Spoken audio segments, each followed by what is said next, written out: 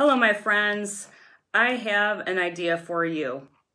And this came up today. I'm over here in England right now. I was out on a beautiful walk in the countryside today, and it was this country road and came up on this fork in the road. And it reminded me of this philosophy that I've thought about in my life that I'd love to share with you today. And I hope you will take something away from this. But it's this. Are you at a fork in the road? A fork in the road is something that could be really small or really big. So here we are, you have a decision to make. You are standing, like I was standing at this fork in the road. Would I stay stuck there for minutes, days, hours? Of course not. That sounds silly. Why would I do that? But how often do we do that in our personal lives or our business lives for that matter?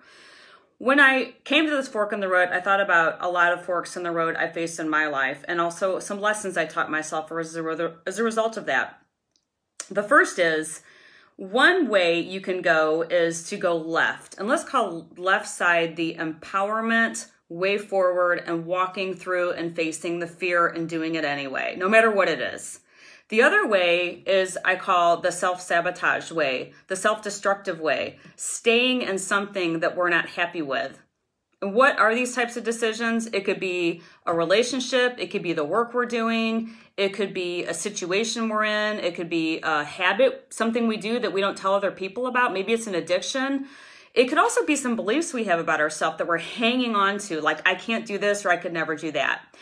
So this has come up several times in my life. And I think of here's a really big one that came up many years ago that I'll share with you that I remember I was in this point in my life where I'd been in sales for 20 years.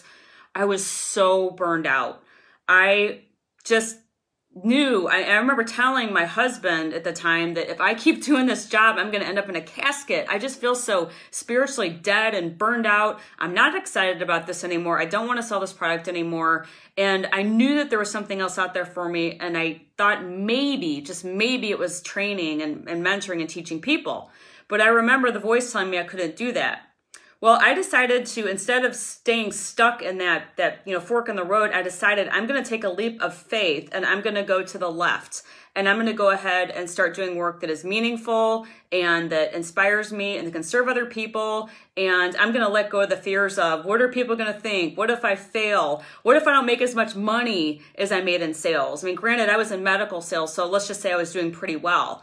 I decided to abandon all those negative thoughts and I made the left-hand turn. And I'm just going to say my life has never been the same since I made that decision because I truly know my mission is to inspire and teach and lift people up and help people get unstuck. But this also came up just this last week. Here I am in England in the midst of a pandemic. And I will tell all of you, originally I booked my ticket a month ago and I was like, I can do this. I'm excited. I'm coming over here to see the love of my life and this is great. And I'm so ready to go. And then I will tell all of you, I confess that on Sunday, I thought to myself, I can't do this. I must be crazy. What if I get stuck at the border? What if they don't let me in? What if I get sick? What if something happens? And all these thoughts were going through my mind. So I was standing at that fork on the road and I was just about to go to the right and cancel my entire trip and say, I'm not doing this. But what pulled me back over to the left-hand side of the road is I thought to myself, if I don't take this trip, I'm going to regret it. I am going to feel like I missed out on something. I am going to be upset. I'm also not going to be sending a good message to the people that I teach, coach, train, and mentor about getting unstuck with their thought habits. So if I give into my negative self-sabotaging thought habits, what example am I setting? And thank you, all of you, all my friends, everybody in my circle that follows me or I've taught or trained you or you've just been a friend to me along the route. But if it wasn't for you, I wouldn't be here right now because I didn't want to let you down. So I focused out. So I invite you to do that. Think about the people around in your life. Who else is going to be affected by you if you continue to go down that self-sabotaging road of negative thoughts and habits?